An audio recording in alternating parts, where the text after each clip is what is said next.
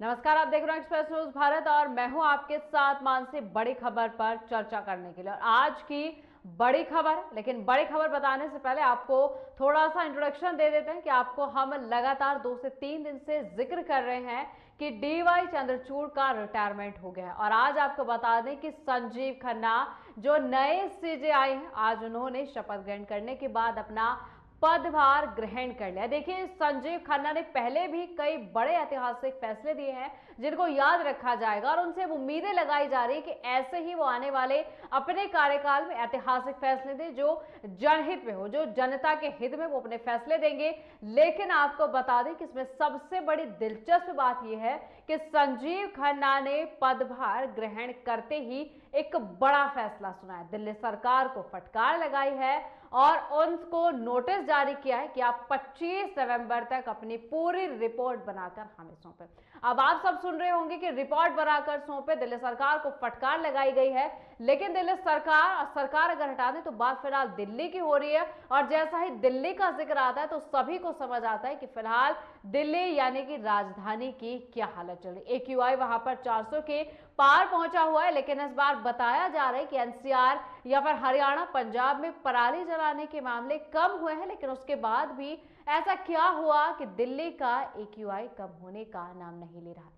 इस पर चर्चा जरूर करेंगे, लेकिन पहले आपको थोड़ी सी जानकारी दे देते हैं। देखिए, संजीव खन्ना ने अपना पदभार ग्रहण किया, उसके बाद उन्होंने कई अहम फैसलों पर जानकारी साझा की, चर्चा की और कई बड़े फैसले भी सुना, जिसमें से सबसे बड़ा फैसला उन्होंने दिल्ली में बढ़ रहे प्रदूषण को लेकर सुना। देखिए, सभी को पता है कि राजधानी में फिलहाल सांस लेने में लोगों को दिक्कत हो रही है, लोगों ने घर से बाहर निकलना बंद कर दिया। लेकिन क्या गौर किया है कि इसके पीछे मात्र पराली जलाना ही कारण नहीं था।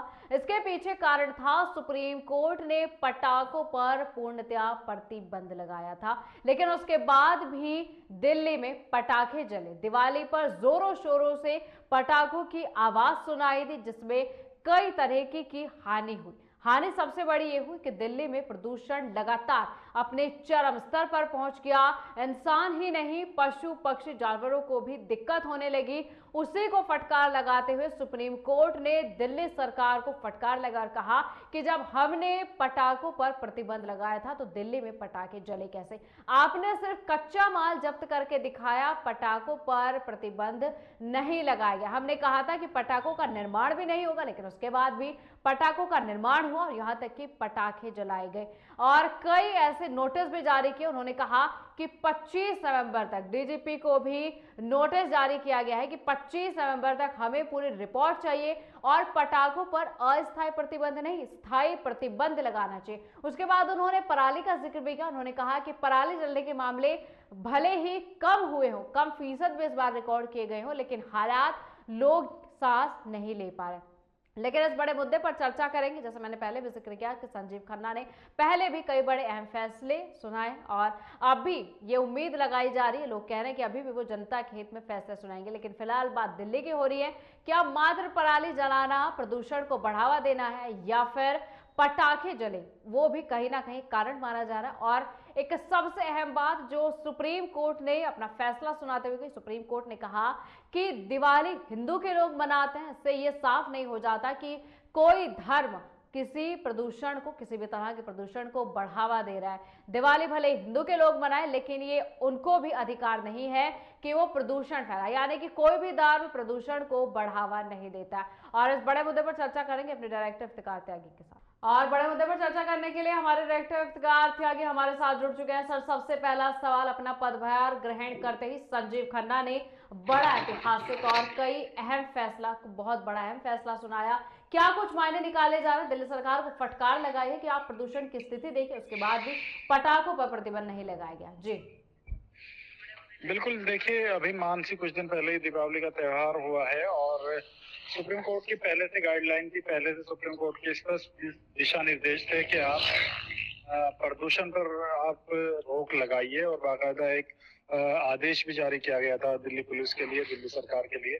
लेकिन आपने देखा होगा कि सुप्रीम कोर्ट के आदेश को दरकिनार कर लोगों ने और ज्यादा, मतलब एक तरह से समझिए कि जिद करके पटाखे फोड़े हैं। कोर्ट पूरी रात तक दिल्ली जो है वो पटाखों की जद में रही और उसका नुकसान ये हुआ कि AIQ 450 के करीब पहुंच गया जो एयर क्वालिटी इंडेक्स होता है, जिससे हम वायु की शुद्धता नापते हैं। तो सुप्रीम कोर्ट, जाहिर सी बात है, दिल्ली में बहुत सारे ऐसे ऑफिस हैं, वीआईपीज हैं, और पूरे, बल्कि ऑफिस और वीआईपी छोड़िए, पूरे देश पर इसका फर्क पड़ता है। राष्ट्रीय राजधानी में अगर इस तरह का वातावरण होगा तो बहुत सारे लोग वहां आते जाते हैं, तो उनकी सेहत के लिए कितना बड़ा नुकसान है ये आप देख सकते हैं। तो उसी को लेकर सुप्रीम कोर्ट ने कड़ी नाराजगी जताई है और कहा है कि आपने सिर्फ दिखावा करके अपने आप को खाना पूर्ति की है और आपने कुछ नहीं किया इस पर। ठीक है। सर, आपने एक लाइन कही कि दीपावली की पूरी रात दिल्ली पटाखों की जद में रही, या पटाखों की आवाजें आती रही, लेकिन लोगों ने जानबूझकर पटाखे फोड़े। इस बात से मैं थोड़ा गहराई में जाना चाहती हूँ। बिल्कुल, जानबूझकर कहने का मतलब ये है कि जब सुप्रीम कोर्ट ने एक प्रॉपर गाइडलाइन बना दी, सुप्रीम अदालत सुप्रीम होती है, उसके बाद अगर हमको लगता भी है, सुप्रीम कोर्ट ने ये भी कह रखा है कि 10 बजे के बाद कोई भी प्रदूषण या कोई इस तरह के प्रोग्राम जिनसे ध्वनि प्रदूषण निकलता हो वो नहीं होने चाहिए। चलिए, पटाखों के लिए गाइडलाइन थी कि आप ऐसे पटाखे जलाएं जो कम से कम प्रदूषण करते हों, या फिर 10 बजे तक जलाएं। लेकिन आप समझिए कि रात में 2 बजे तक दिल्ली नहीं बल्कि पूरे देश में इसी तरह की स्थिति रही। अगर जो लोग, आप समझिए, बीमार हैं, बच्चे हैं, जो स्टूडेंट हैं, जो अपनी पढ़ाई में तैयारी कर रहे हैं, हॉस्पिटल्स हैं, उनके आसपास सब पटाखेबाजी और पटाखे फूटते रहे, जबकि सुप्रीम कोर्ट का स्पष्ट आदेश था कि 10 बजे तक आप पटाखे फोड़िए। तो कोई अगर सुप्रीम कोर्ट के आदेश का पालन नहीं करना चाहता है, तो बताइए फिर वो किसकी बात मानेगा? अगर सुप्रीम कोर्ट की बात भी हम लोग नहीं मानेंगे तो मुझे नहीं लगता कि उससे बड़ी कोई देश में अदालत है। ठीक है। सर देखिए, जिस तरीके से सुप्रीम कोर्ट ने आज अहम फैसला सुना, उन्होंने कहा कि पूर्णतः रोक लगनी चाहिए पटाखों पर, लेकिन अगर जनता इसमें अपना पक्ष रखने पर आ जाए, हालांकि 25 नवंबर को एक बार फिर सुनवाई होगी, और आम जनता की मैं बात करूं, अगर आम जनता ये कहने लगे कि हम अपनी खुशी कैसे जाहिर करें, तो उस पर आम जनता का हित भी तो आपको रखना चाहिए। क्या कुछ लगता है कि क्या कुछ 25 नवंबर को होगा, क्योंकि रिपोर्ट पूरी जानी है 25 नवंबर को?